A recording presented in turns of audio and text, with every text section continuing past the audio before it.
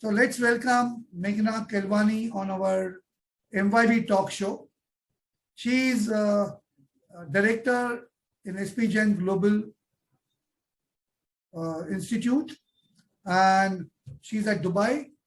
So let's listen from her about her success story, her activities, and her life. So Meghna, please tell us about yourself. Thank you for having me on MYB. I just want to share that I work for SP Jain School of Global Management, which is an Australian university, and I'm currently based at the Dubai campus.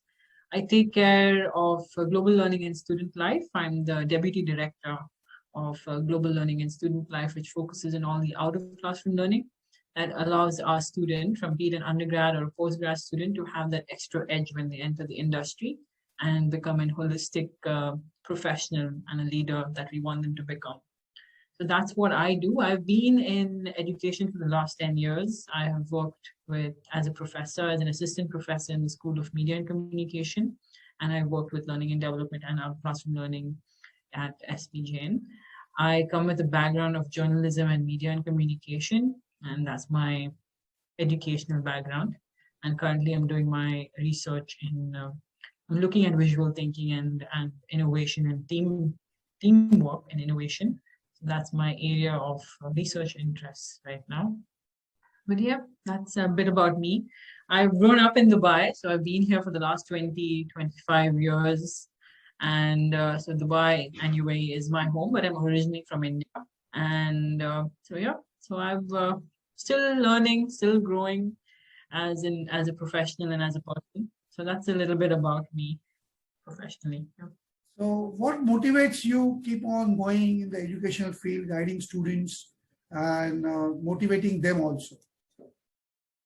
So I got into education quite early. So you can say I never really left the university or the school environment. And I think what really motivates me are the people around me. So I think I'm very self-driven, and I think what drives me are the people around me and the students, actually. The creativity, the passion that they come up with, I think that's what drives me, and to do better, to provide that quality and attention and excellence is what really drives me. So I think it's the people around you that give you that motivational environment, and it's the creativity that is you can inspire yourself with in order to exceed expectation and push boundaries and do better than yesterday. That's what everyone does, right? We want to do better than what we did yesterday and kind of attain that goal that we create ourselves. So I think that's what would motivate me, if I have to put it in words. What do you feel? Which qualities of yours, 3 top qualities, which help you to do well in this your profession?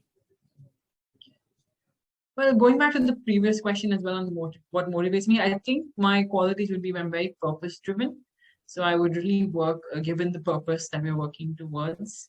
And I think that's something that I would define myself. So I think the purpose that we're working towards is very important to me. And I do also like meaningful work. So I think that's the reason why I was drawn to education, in order to give back and make a difference. And I think that's why I've actually went into journalism and education, is because I can see the impact, I can see the gratification, I can see that I can and have the potential to make that difference for a student at various ages.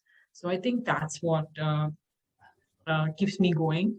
In terms of qualities, I would prefer my colleagues and students to share qualities, and maybe as they're watching this, they can put it on the chat perhaps. But I think I would not want to call myself out, and I don't want to give names unnecessarily. So yeah, I think purpose driven and working for meaningful things is important to me for now.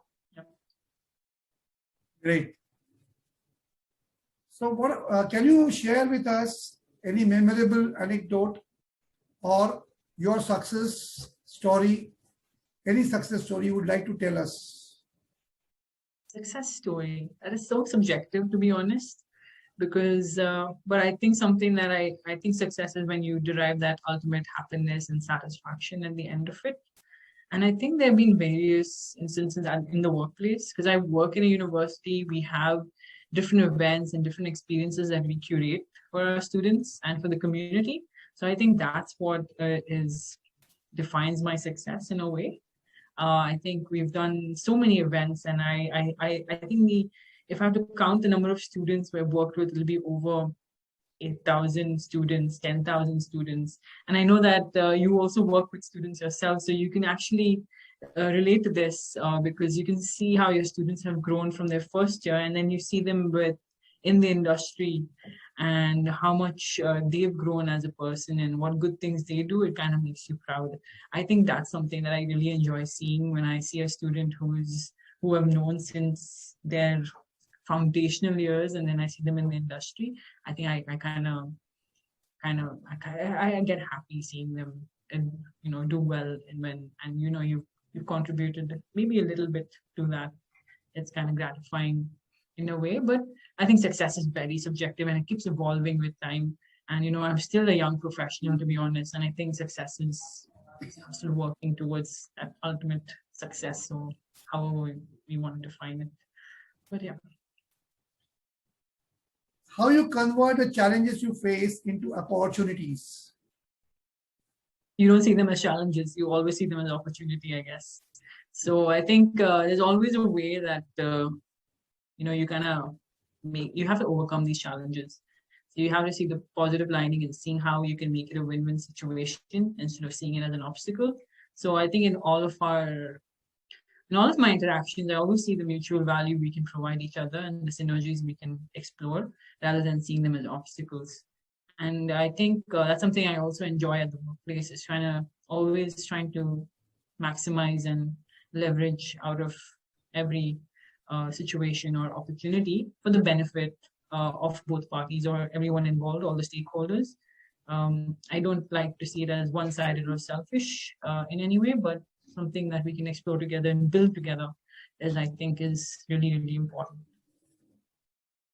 Mhm. So I think the trick is not seeing them as challenges, always seeing them as an opportunity or something that you can build together to overcome.